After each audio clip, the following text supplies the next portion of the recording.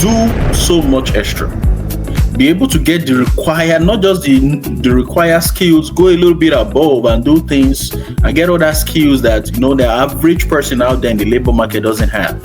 So what I'm saying that gives you an extra chance or gives you an extra advantage once you are doing the same. Point is to start early as soon as you can. Start applying so that when they start asking, the I-9, for instance, all those things that you have to do, work authorization. So I just wanted to highlight that portion, that the current environment even makes that 60 days. Like, man, they should put like 120 days. In fact, honestly, that's my boy. Honestly, so as the guy reached there, they were not even talking about skill sets anymore. They were talking about what was happening in the lab. When I was in the lab, man, this woman, see the wahala where she give me. They were trading stories. Like, oh boy, how is she now? Has she changed after 10 years? Oh man, that woman was this. I'm telling you, for 30, 40 minutes. I mean, and that's the interview session this now. This guy did ask, oh, I see your degree. Oh, this kid said, it knows what happens in that place. After 40 minutes, the guy was like, well, you have any questions for me? That was what he asked there. And I think it's very helpful also when applicants create specific plans, more like today or every day I'm going to send in 5 applications or 10 applications. You have a goal in mind. If there is when you don't set a goal in mind, a week can go and you haven't sent one application. Right?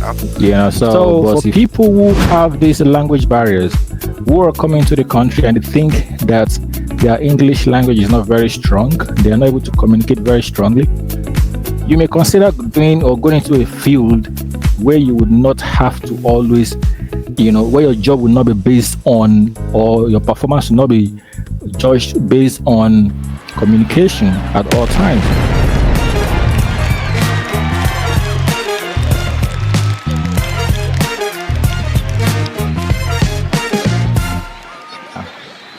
All right. Hi, everybody.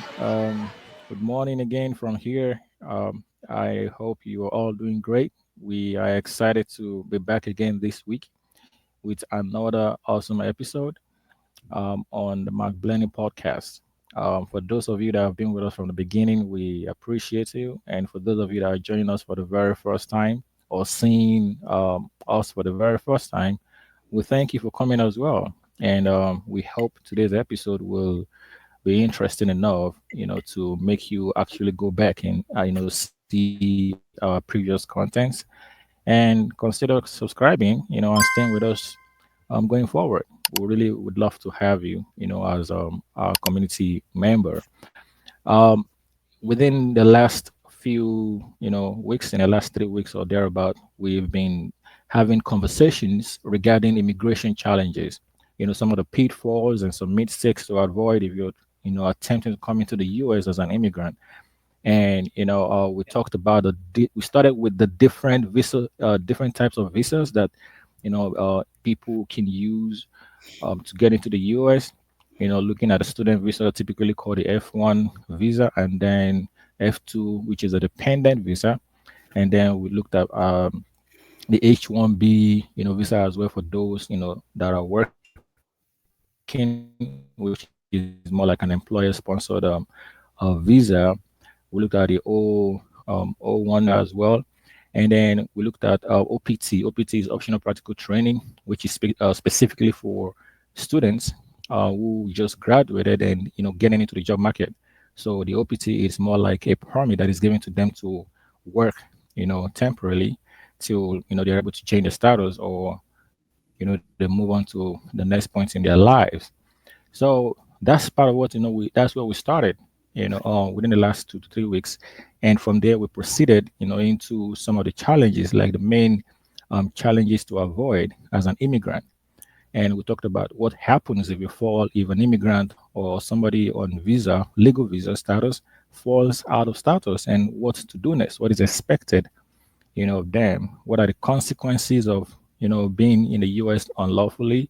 What are the consequences if your visa is canceled? We also, made mention of the difficulties that are there in obtaining future visas, if you get into such, issues, visa cancellation or unlawful presence, how that can affect, your future, affect you, in getting a visa in the future. And talking about, we also made mention of working with a proper authorization in the US, and how people easily get trapped in that kind of error, failing to file for H-1B on time and OPT. It is very, very necessary to, always be on time in filing and getting, all your documentations together. We talked about information, a flow of information. Where do you get your information from? Where do you get your immigration information from? Some of the wrong information that are there, some of the myth, what is right, what is not right. And we made mention of that as well, and also talked about traveling without proper documentation. And so we went through all of these and flowed into some of the legal consequences. What are some of the legal practical advice that we can give you? We are not lawyers, but based on our experiences and based on consultations that we've had, with people who are in the legal firm and in legal practice, especially on immigration, we were able to provide some information to you, in our last episode as well. Also talked about the resources available, for immigrants, and then what are the alternative routes, for those who are not able to maybe get H-1B. We shared some of our life, some of our own success stories and some of our stories, just to, give these a personal touch. And we are looking forward to, as always, we look forward to hearing from you, our viewers, and our listeners. We're looking forward to hear from you and, learn from your stories, share your questions. If you have questions, send us the questions. We'll would love to actually, be able to respond to it. And so many people are also, looking forward to learn more from other people's experiences, not just our experiences. When you share your experience, in the comment section, other people can learn as well. Other people can learn new things that perhaps we don't even, perhaps we don't even know. And so let's help ourselves in this community. Let's form a great community, immigration community, where we can help, one another. And today, the focus for today is on how to break into the job market as an immigrant. How to break into the job market as an immigrant. How to break into the job market as an immigrant. Into a country like America, you go up to work, there is a purpose. You want to know what you need to do, what steps to take for you to be able to get into the job market. And that's where we want to, that's what we want to focus on today, and probably for the next few weeks as well. And some of the challenges that comes along with that as well. What are some of the challenges that you can face when it comes into breaking into the job market as an immigrant? And we hope you stay with us. We hope you enjoy this episode. We hope it's very beneficial to you. And as I've always said, please, we love to get feedbacks from you. We love to get feedbacks from you, and we love to get feedbacks from you. And at this point, I'm going to pass it over to our lead lead host today, Aikohi, who is going to take it from here.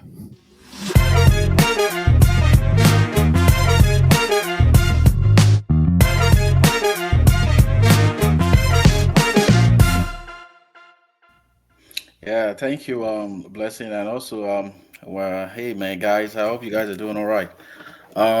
So it's been a long week, but I'm always glad to be here to have this conversation with you guys and also with our listeners.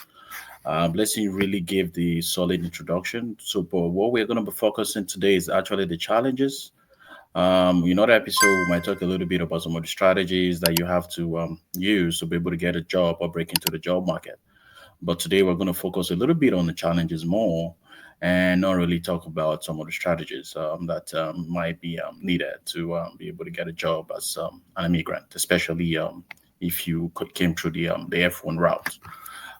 So without much further ado, we're going to start with talking about some of the visa legal challenges or requirement that's needed that has you have to possess as an immigrant, particularly for the guys that came through the academic route to get a job into the market. I know we've highlighted so much information already about some of these steps, which Bless you also mentioned, OPT, H1B.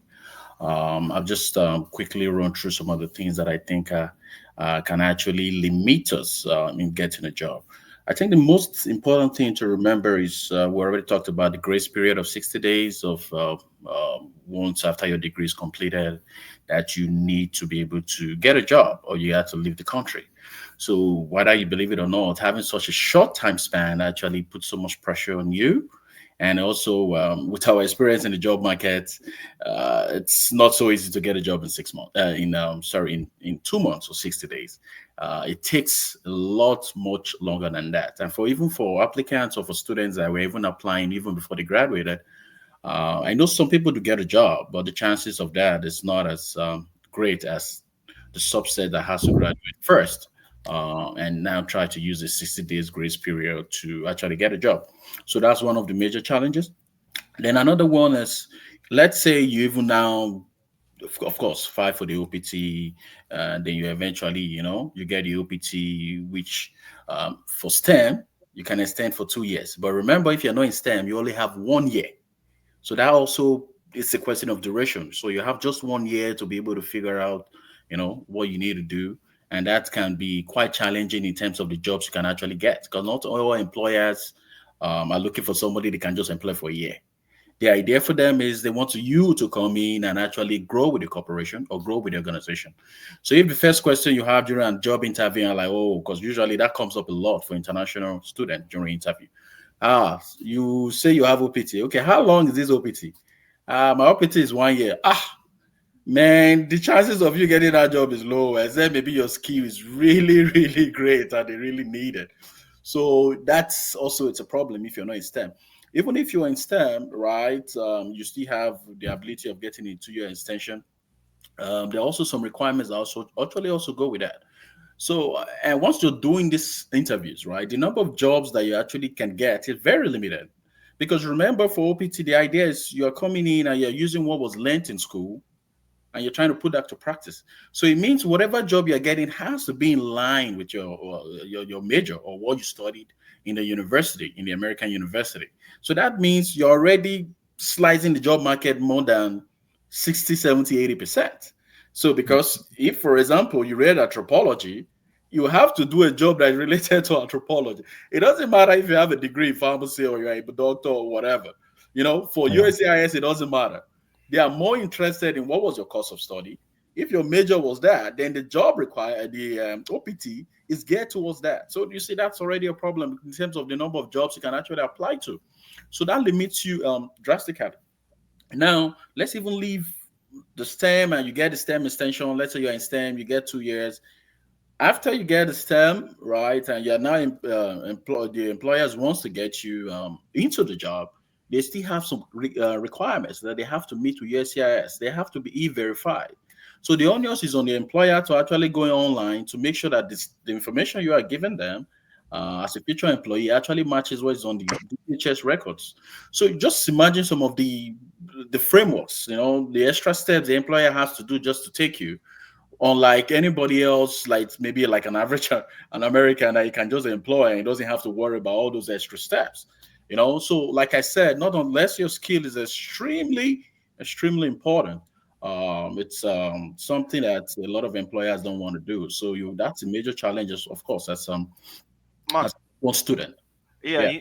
just to add to what you're saying, particularly in this climb, in recent Hmm. employment in the past 1.5 thereabout years, 60 days out, you're not even done with that job that called you. You're still interviewing. You're still for some of them, Exactly. you are still interviewing. Yeah. That if you are lucky to have got the call for the interview in the first place. So typically, you're gonna get the screening. You apply. Of course, you do like Exactly. 300, five Medical hundred, screening. one Hmm. thousand applications, as the case may be. Hopefully, you're implementing some of the strategies that we'll still talk about. But then, you start the process. Then they have to. There's so many people in the market now. there's just layoffs every week now. Everywhere. In January, Mhm. there's the IBM one coming. There's the federal government. I think DHS 10,000. That was this week. Mm-hmm. These are folks that are vastly experienced. You Mm-hmm. know, Yeah. so you have all these people within in the same market trying to apply for maybe the job, and you are graduating. Of course, different jobs will prioritize different kinds of experience. Mm-hmm. But sometimes nowadays someone can take that opportunity like, oh, even though someone needed 2 years experience, oh, now there's this person that has five. Ah, I can just take that person since they are willing to go. So Yeah. that's just the environment. But then that the timeline it takes, that's 60 days. So it's just mostly not enough because there's no guarantee you will get the one that you're even interviewing with. No. Mm. So the No. point is to start early as soon as you can, you know, start Yeah. applying so that when they start asking, the I-9, for instance, all those things that you have to do, Yes. work authorization. Mm-hmm. Yeah. So I just wanted to highlight that portion that the current environment even makes that 60 day. Like, man, they should put it like 120 days. In fact, if honestly, they that can, Yeah. honestly it has to be extended. I if totally they agree with can, you. if they can. But If of they course, can. they're not going to keep changing it, per Mm. what is happening in the market. But that's the situation. So I guess someone just needs to be on top of it, and apply a lot of strategies to try and get the work in time that they need to get it. Yes, and also even applying even when you're in school is not as easy, especially if you're doing a PhD program or you have to finish your dissertation and you have to if you're doing bench work or like for some of us that literally was in the lab every day. Like how are you going to have enough time to even be mentally ready to start filing applications? I mean, these are the Ah, realities on ground, man. right? They tell you, oh, start to apply early. I'm trying to line it, yeah, buy into Yeah, your idea. yeah. Now it's easier said than done. From personal experience, I know these things are not as easy like that. Applying is a job on. It's like It's a work. It's they like should give you jobs. Say, okay, that thing is your a job work on now its is to own. start It's like, applying, but bro, nobody's going to give you that time. So you have to exactly. just be applying, and you Because have that to thing can find take that balance. hours every single day. So imagine you doing that every day and you've not even finished your dissertation. You might not even graduate because you are thinking about trying to get out and get a job. So if you do take time away from your bench work and you're not doing that, eventually your program gets extended and then Yeah. you might So run into maybe problems. for I mean, it's not easy fundamentally, but then maybe someone that maybe masters, not Yeah, doing I mean, work, yeah. you know, But some master whatever the students case. do thesis Mm. too, though. So I But mean, I'm just saying, like, yeah, it's not easy fundamentally. I yeah, agree, but different cases. Just try and find that balance, or find people that are also applying at the same time. That also, I think that's something that has helped like in my case. The folks that we were, Yeah. same cohort, like, oh, what I, we're just like, okay, I'm applying to these, and just talk about it that way. You can share resources, share moral support too. Yeah, and I yeah. think So it's very helpful also when applicants create specific plans. More like today or every day I'm going to send in 5 applications or 10 applications. You have a goal in mind. If there is no when you don't set a goal in mind, a week can go and you haven't sent one application. You know, true. So but if you set a goal in mind, I'm like, oh man, I'm going to send in like 10 applications or 20 applications by the week. And how do you get to that? Of which, with a typical job climb, 20 applications a week is probably a very, very low bar, you know. But but then it could just be a plan, especially for somebody who is just, getting in. Yes, So that's Yeah. true. that's what I Yeah, just wanted to add there. Yeah. yeah. Yeah, that, That's that, that's that, that's that a makes great. sense. Yeah. Especially Mhm. maybe you just also try to tailor. Well, 20 applications may be enough, may not, depending on the strategies that back that application that the person is sending. Are they sending to people within their networks? Maybe you don't even need 20, but Yeah. not everyone is able to have that network or build that network, as the case may be. Sometimes you just have to spam these applications. Yeah. Sometimes, I mean, you just, and yeah, I spam that application. I spam application and I got a job too. So sometimes these things still work. Yeah, So so we're gonna get a specific episode where we highlight all these yeah, job strategies. for sure, So for we'll try sure, as much as possible to for sure. keep you guys interested, and we're gonna share all these experiences and some of these techniques in further episodes. Just to continue. Both recommendations by Blessing and Eniola were taken. Make sure you have a plan, divide the number of applications per day if you can. I know it's not easy, like Kenny said, but you just have to keep at it. Then for the H1B, I already exhausted so much information about that, so I'm not going to go too much about that. But just remember that process has an enrollment period, and if you're switching from one job to another, that also limits a lot, causes a lot of problem. That's a significant challenge. Because you might actually need to go through the lottery process again, trying to get the visa, and if you don't get it, it means pretty much you're going to be out of status. And just to add one more thing before we move on to some of the legal requirements is, yeah, I know we already said this. So if CPT and all of that, if it's less than a certain number of, I think it's 3 months, if I remember correctly, then that doesn't take away from your OPT. But if you're doing it for an extended period, that also limit the number of months you actually have to be able to work, and significantly that can impact an employer that wants to employ you because they're looking at the length of time that you have to be at that job. Some of the legal requirement to be sure that you have a job is you have to maintain your F1 status. There's no way you're out of status at F1 status. How are you going to get that OPT? But usually for F1 students, usually that never happens because you're still in school, and usually when they give you your I-20, it covers the duration of the program, except something happens. If nothing happens and everything is still the same, usually you're able to maintain that F1 status right before graduating. Then, like I said, employers also have specific responsibilities, unlike employing an American, right? So, some of the responsibilities that are outlined by the USCIS is there are some labor laws that you have to stick to. Like I just mentioned, one from I I-9 that you have to make sure that everything matches in terms of the records for the future employee. You also have to make sure that you are sticking to the labor laws as outlined by the USCIS for international employment. So those are some of the restrictions that employers faces. And man, when it's looking at you and looking at I have to do this in addition to giving you this job, bro, I'm trying to pay you. I use your skill. Then I have to go where else, get to maybe my admin team and ask them to start doing all these extra steps. So, bro, it's either God just shine his light on you, or that your skill is extremely needed. Because for H1B2, the requirement is as long as you have to make, first of all, make sure that job is for qualified Americans. If they are not available, right, or maybe there's a specialized skill set, that's when the job becomes available to you as an F1 student. So significantly cutting the number of jobs that you can actually be available to you. So it means if there's jobs that Americans are already doing, the chances of you getting it is slim, or except you have a specialized skill set, right, that they actually need. So the emphasis here is if you want to get into the job market and you're trying to do a program, do so much extra. Be able to get the required, not just the required skills, go a little bit above and do things and get other skills that the average person out there in the labor market doesn't have. So what I'm saying that gives you an extra chance or gives you an extra advantage once you're doing these interviews. So those are some of the legal requirements and visa challenges that can limit your ability to get a job. Then also another thing I'm going to talk about really, it's language barriers, right?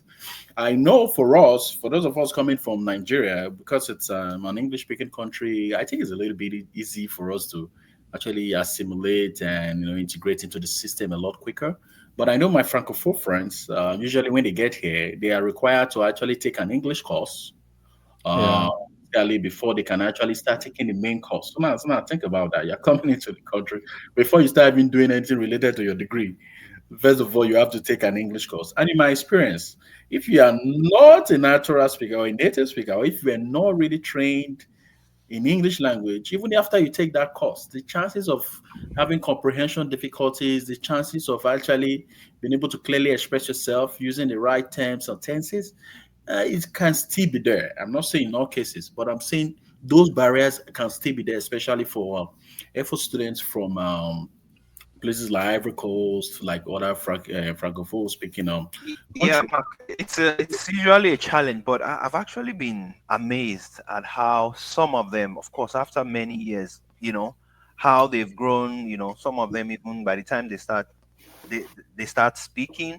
Sometimes, yeah, you might be able to know that this person is from, but knowing that they started from zero English in the country and being able to adapt, not only the language, but also some of the cultural intricacies with English language that is particular to the US. Of course, that's what they're learning. But I've been amazed by how some of them are able to progress and develop. But like you said, some of them, it's like, man, it's a continuous struggle, even though they've been here for 5 years, 6 years, 7 years, like, and they just feel like, man, this is just too much. And yeah, I have experience because I know a little bit of French. I had experience of one of them that started learning English at the time, so I was able to help them. So whenever they had an assignment, just for them to understand what what the assignment was asking them to do, Yeah. I had to read. Then yeah, of course, I read English. Then I try to explain to them both in English and French. I chip in some French words that I know. They're like, we, oh, yeah, yeah. I'm like, man, they're not even. So it was an interesting experience. But yeah, that person that I was talking about, actually, in a couple of years, she was good. If you don't like feeling lost but still want to move to the US, then tune into the McBleny Podcast show. Meet Ian, Blessing, and Aikohi, your friendly guides to making the big move to the US. Whether you're dreaming of new opportunities or reuniting with family, we've got you covered. Our mission? To give you the tips, tricks, and insights you need to navigate the immigration process smoothly. So grab your headphones and get ready to embark on your journey with us.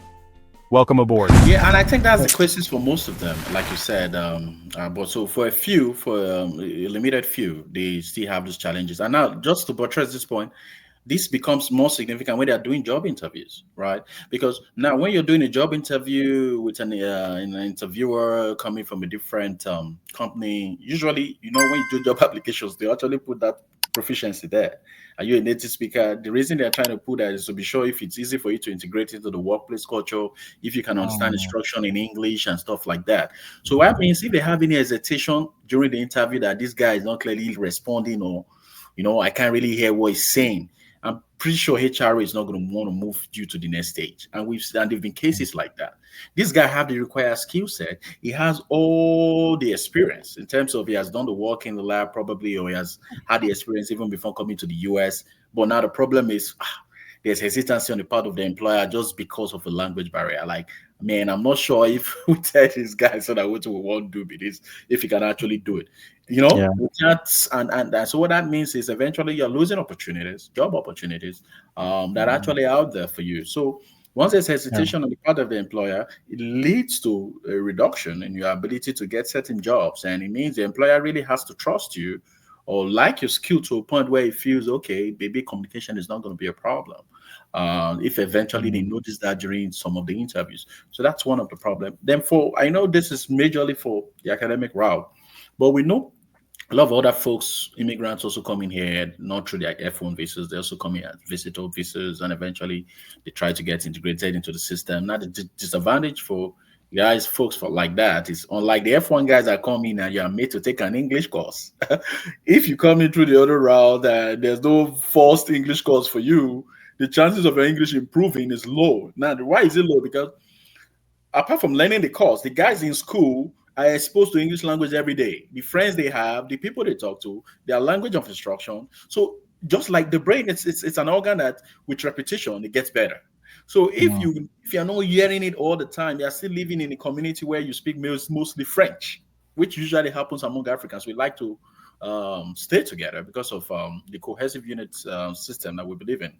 Eventually, you guys end up doing blue-collar jobs, right? So they have limited opportunities because, they can't just speak English as clearly as they can. And, of course, also having the required degree. I just wanted to chip that in there, that can also Yeah, just to further dial in on even the language barrier, even for for us that were English speaking from I was going to come to that, but I'm happy you said it. From A3, bruh. I'm saying for us, we were there, like we think we're fluent, right? Just imagine that's to buttress the point. You that think that you're fluent from an English-speaking country, I was just going to say that for any highlighted it. Another significant. Go ahead, You still don't. They still have hesitations with you. Just imagine they can hear you, but some of the accent, they feel that maybe the way you are using certain syntax of English, especially us that came from the British trained version of English. Coming into an American system where their inflections are a little bit different in the way they say certain things. So if they can't clearly I'm on this guy English never clear finish. Can't imagine the guy will come from a francophone speaking African country. So that just buttresses my point. Like, man, language can be a and significant barrier to having yeah, the right yeah, job. and if I can add to that as well, I feel, you see, the whole accent thing it's a major issue, and I think it's something that is not talked about enough because a lot of people easily blame lack of opportunities. Like, even like you said, as we, being trained, and raised in Nigeria, grew up in Nigeria. No matter how hard you try, when you come over here, no matter how hard you try to blend into the American English speaking ways, you will still your Africanness will still come out at some point, right? Of course. And in your tongue and all that, which sometimes some HR, employers, they find, like you said, an issue sometimes understanding, because they always say maybe we're too fast, and Yes. then we too we say, oh, they are They are being too too fast. fast, Uh-huh. you know, because we're not able to understand them, and um that certainly will, always, bring, an issue, and some people can confuse it and call it racism or discrimination or something like that, which may not, to me personally, I wouldn't classify it as, oh, you didn't get a job because the person is not hiring you because they are not able to understand you clearly.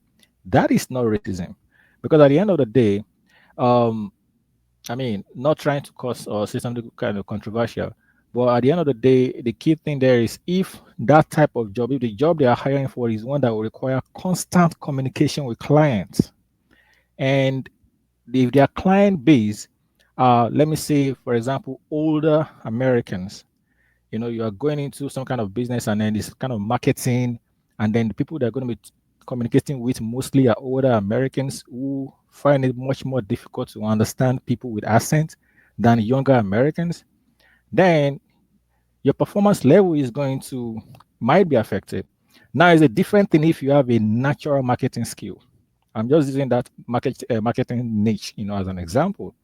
Now, your performance as a marketer might be different, if maybe it may not even be how you speak, maybe your body language, and you're a very good sales representative, not just the way you speak, but in a lot of ways, sales, marketing, the sources in a lot of ways is tied to communication and how you are able to communicate, right? Absolutely. So for people who have these language barriers, who are coming to the country and they think that their English language is not very strong, they are not able to communicate very strongly, you may consider doing or going into a field where you would not have to always, where your job will not be based on, or your performance will not be judged based on communication at all times. That's why I see a lot of them going into something like engineering and IT, which are more hands based, and skills that you probably would not need to always talk to people, except maybe you want to just give reports and maybe speak with a supervisor and all that, but not necessarily having to talk to a larger group of people or having to be meeting people every day to be talking to them. People in IT can sit in their house, they do remote work, sit in their apartments, do whatever they are doing on their computer for months, not talking to anybody except maybe their supervisor, right? So they can consider such career, where you would have less conversation or communication with people, and where communication will not be something that will really matter much to your job, your daily job. Yeah. Listen, if I can quickly add to that. So what you said is it makes sense. Maybe just beyond that, if you bring one person, whatever field that, let's say whatever field, choose it, carpentry, doctor, any field, that disparity. Two people in the same field. If one can communicate well, that one that Mm. can communicate well most likely would go farther in that field, assuming average Yeah. skill for both of them. So communication is always going to be important. But of course, you want to get a job, you have 60 days to get Hmm. this thing going. So I just wanted to highlight that. So something came to my mind when we were talking about, us that already started to speak English compared to folks that are learning. I'm thinking maybe there might also be some psychology there whereby because they didn't have to already learn our British bias kind of English. Maybe there's an advantage there for them, even though they still have the accent. Maybe then that the fact that they are learning the one here, maybe I don't know, maybe that balances things out a little bit. That thought just came to my head because how many years of speaking this British English in the way we speak it. so I imagine that could be an advantage. I just wanted to touch on those points. Yeah, so basically what you guys have just said has just also highlighted how jobs can be significantly impacted, right? God Blessing is saying you move away from certain jobs, go into certain jobs where you don't have to communicate properly, meaning you are reducing the field of jobs that are available for yourself as an F-1 student. Because if before you came in here you were a marketer, you have to force yourself to go read engineering. So I'm just trying to use that. So that's important. Maybe so let us understand how language barriers can be really significant, right? Yeah, like you guys just to add to that, Blessing also mentioned something about when he was talking about if you can't communicate well, they cannot hear you, and this is very important, even for Americans. There's the Baltimore accent, there's the New York, so maybe not accent, but there's the way New Yorkers speak. So someone from, I don't know, Mississippi may not really from the West Coast to very well. East Coast. That kind of a thing. So they even have that. What's this? Even someone from Atlanta, Georgia. You're like, you think it's on the south. Folks are like, what's this guy saying? These are Americans too. But of course, they find ways to still work things out. So I guess, there are levels to this challenge, but bottom line, you're finishing F1, whatever you're doing, you have 60 days, bro. Do whatever you have to do. Just get something. Yeah. So I think just to, if I move on, just to say something the way he said, the difference is the Americans have been hearing this accent here for a long time. So whether it's Atlanta, whether it's Boston or Baltimore. So even if they hear it during an interview, I don't think it takes away as much as hearing a very foreign accent that can that can significantly limit comprehension. So the last thing I want to talk about language barrier is just imagine if you have language barrier. It's going to be difficult for you to network generally because you already have that hesitation as a person. If this speaking, it's a problem. Maybe they might not hear me. So what that does for you is if you are not comfortable and you feel people are not going to hear you, there's a tendency for you to withdraw into your shell and not do a lot of networking. And for job market in the US, I'm going to shine a little bit of light on that when we start talking about networking. For job market in the US, my brother, you are wasting your time if you don't have the right network. No, I take that back. You're not wasting your time. I mean, it's a lot significantly harder, right, if you are coming in without the right network connections. Because sometimes a phone call, even without an interview, can get you the job. Or a recommendation letter from somebody can even, no, I'm not saying it's bypassing the interview process, but it just gives you an extra edge that by the time you're doing the interview, the conversation will not actually even be on your skill anymore. I've had people tell me this from personal experience. Somebody went to Baylor, just to give you guys a typical example. Somebody went to Baylor for a postdoc and, finished from Baylor from a postdoc. He was there for postdoc, applied for another job as a research scientist in Texas. The guy in Texas, the HR manager in Texas finished from Baylor. Correct? So when the interview started, before the interview started, the professor that took the guy as a postdoc and that HR manager, the HR manager was a student to the professor for the HDoc. Just see that kind of parole. So before the guy go for the interview, he PI don't already call the manager. Say my boy they call. So as the guy reached there, they were not even talking about skill sets anymore. They were talking about what was happening in the lab. When I was in the lab, man, this woman see the wahala where she give me. They were trading stories. Oh boy, how is she now? Has she changed after 10 years? I mean, that woman was this. I'm telling you, for 30, 40 minutes. I mean, and that's the interview session this now. This guy did ask, oh, I see your degree. Oh, this kid said, it knows what happens in that place. After 40 minutes, the guy was like, well, you have any questions for me? That was what he asked the future employee. Before we forget, do you have any questions for me? He just want to know how much they could pay. Because, for LinkedIn, he didn't really see how much the salary structure. Baba tell them exact salary structure. Say, okay, so between this is the range. Is let's say for example 10 to 15,000. But because you are from Baylor, we'll start you at 15. You didn't see levels. So that's how that particular guy, like this person I'm telling you about, personal experience, finished from my lab. So this is like now first-hand information. So that's what happened. It just transitioned quietly. No a lot of emphasis from too many stories. Switch.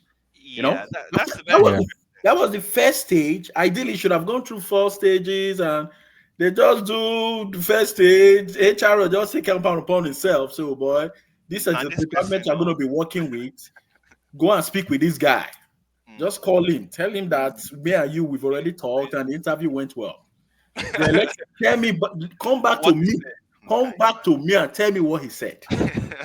So what that means is, if the guy not talk well, I'll go and talk to him. So, boy, this guy is right. I will go and make sure. So he went, call that guy. Oh boy, so HR said I should call you. We finished from the same lab. All right. Bye. Show me your CV.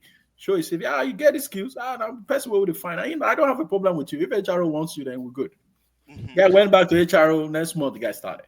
So we're talking about networking, and just imagine if you have a language barrier, right? You can't be able to make the right connections, be able to make the right network. How do you get jobs like that? Networking is very significant when it comes to getting a job. So that's those are some of the challenges. I don't know if you still want to talk about networking later. Yeah, we'll talk about networking later. Yeah, so we'll talk about networking later. But just to quickly round up for this particular episode today, I know we've been able to highlight 2 things that are very important that can significantly limit your abilities to, or your opportunities for getting a job there as an immigrant, or as a successfully graduated F-1 student that's trying to get into the OPT or H1B pathway. The visa and the legal requirements has to be met, before you to actually get the job and maintain the job. And language, of course, can also significantly impact our abilities to actually get our choice jobs, or the jobs that we really want to do. Just like Blessing said about switching to engineering from marketing. I have a personal experience with marketing, and I think I can also share my experience with that. And he also did a little bit, worked as a licensing too. Currently work as a licensing with a laboratory, with a chemical company that makes laboratory equipment mostly. So to buttress how language can be very important, right? So if you come in and a lot of the steps for licensing is you're doing a lot of presentation, you're having a lot of meetings, having a lot of phone calls. So like Blessing said, 80% of what you do is about communication. Either you're communicating science or you're communicating regular everyday conversation. The 20%, of course, is about doing the other stuff, which is making sure the instrument gets to the customer, everything that, the instrument works optimally for the purpose it was intended to.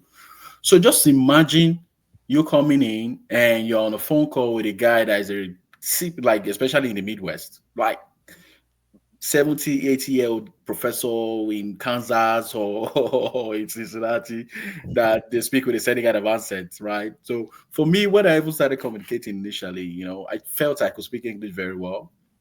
Sometimes you still have to strain your ears to be able to really pick up everything that you say. What are you saying?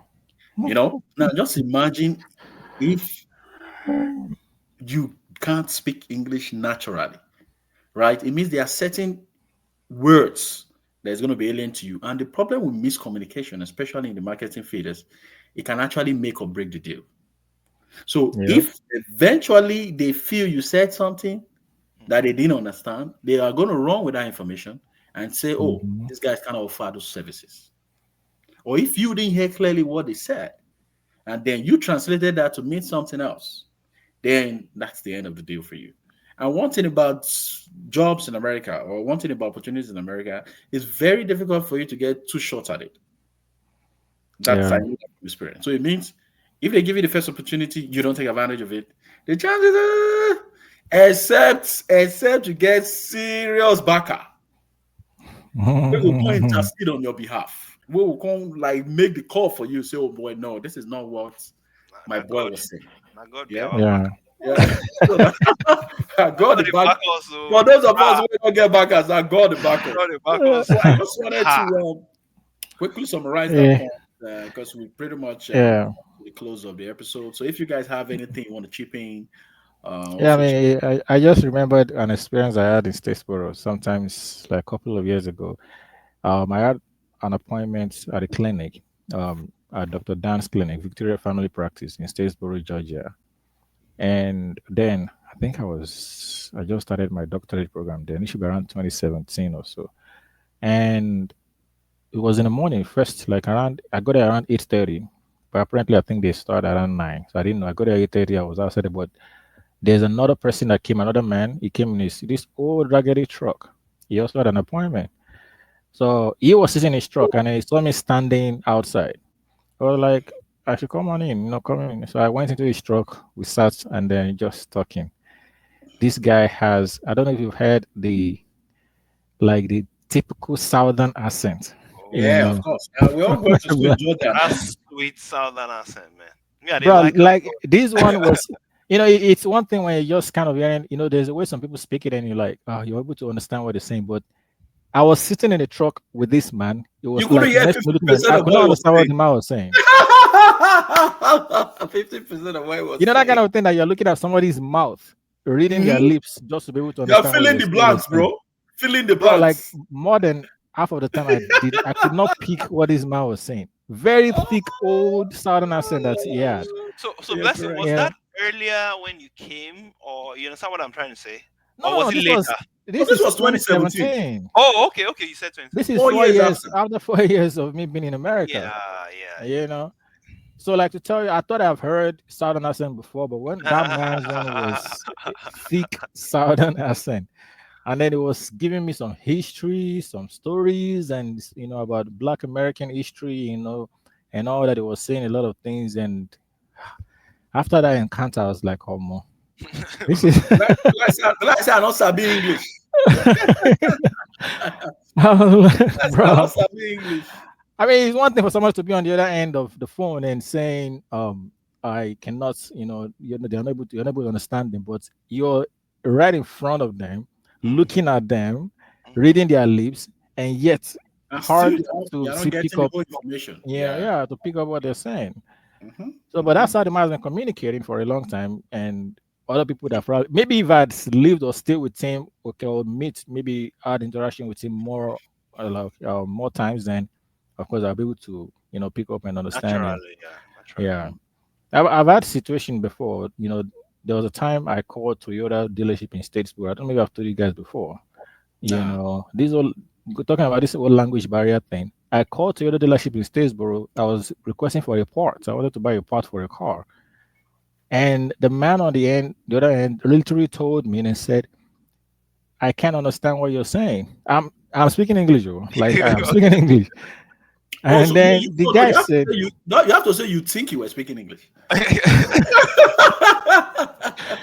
The man said he couldn't understand what I was saying. But what even made it worse or bad was the fact that when he said, I guess he was just, one of those, racist people telling me then at the time that, I should, go and learn English. When I learn English, I should come back to America. I'm not supposed to be here, that kind of a thing. What? That was, yeah. So I'm wondering, maybe dealership in Statesboro.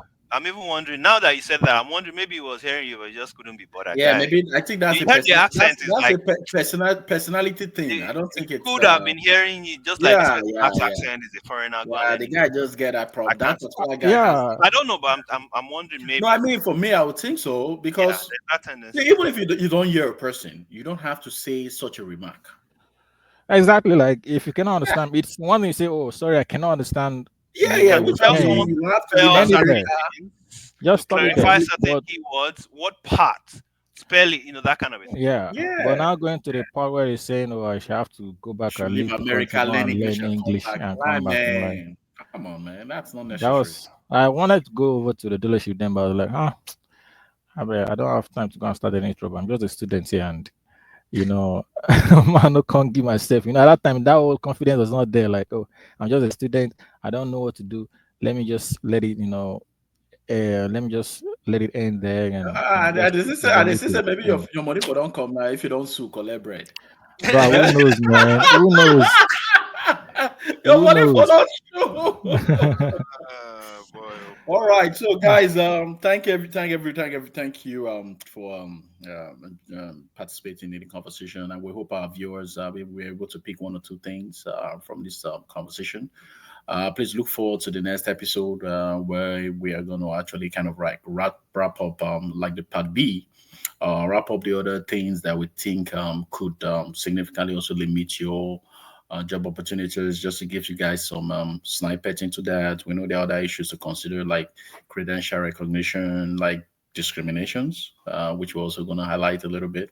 And lastly, about the importance of networking to be able to get a job. So until next week, I'll see you guys. Peace out. See you later. Bye.